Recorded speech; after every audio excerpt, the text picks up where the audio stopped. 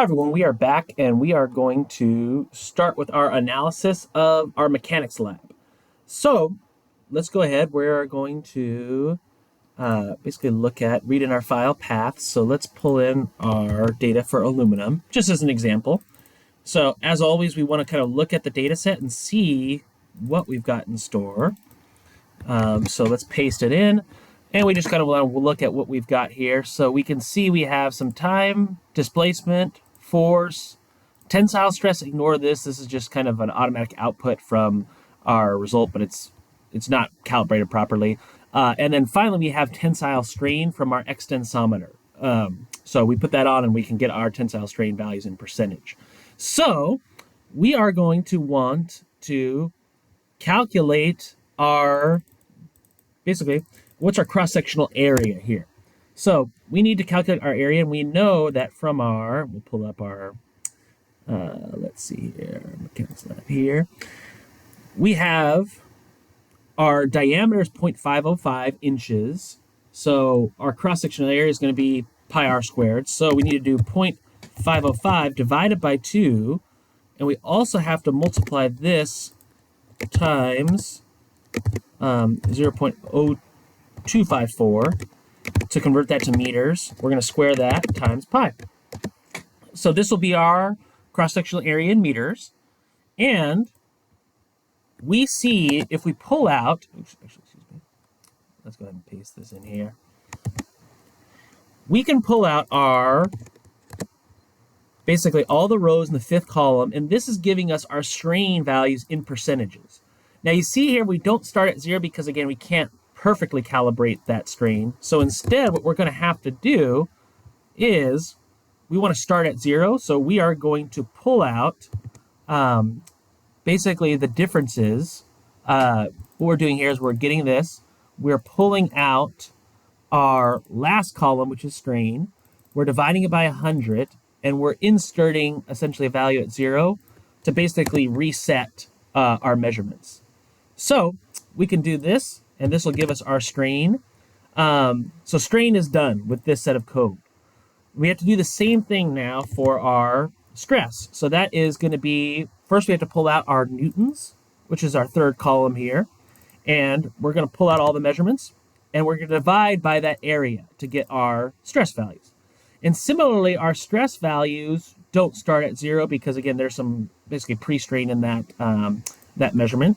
So we can basically just subtract that initial value and basically calibrate our system. If I actually put in the right data set. And we can see we've got our stress, we have our strain. Again, just dividing out, making sure that it looks very nice. And we can simply take those two sets of code, transpose them here, shift enter, and we have our plot for basically aluminum. So we want to calculate our stress and strain. So I'm going to go right click, get coordinates, left click on the get coordinates, and I'm going to click on some values.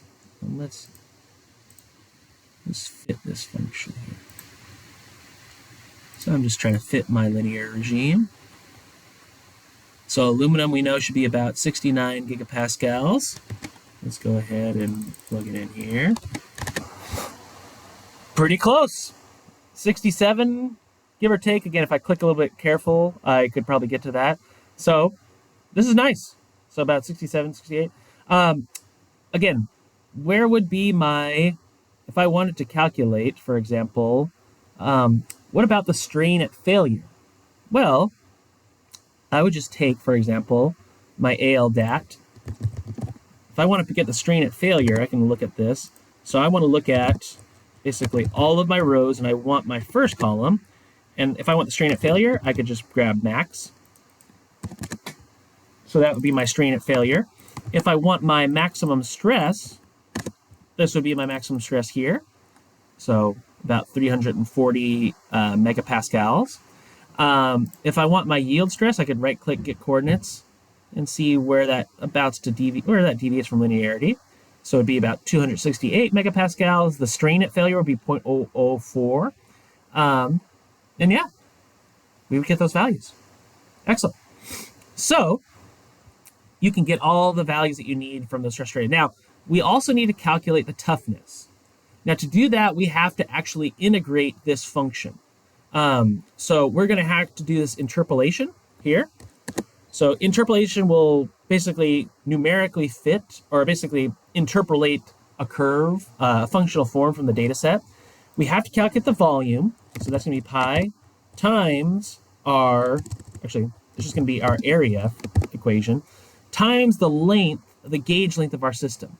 So the gauge length is going to be, again, we're going to basically screw this into the our grips. So it'll be approximately 2.5 inches. So again, we're going to have to 2.5 times 0.0254. So that will be our volume. And we just take our function that we're going to integrate from 0 to max of AL dat bracket all 1 times our volume.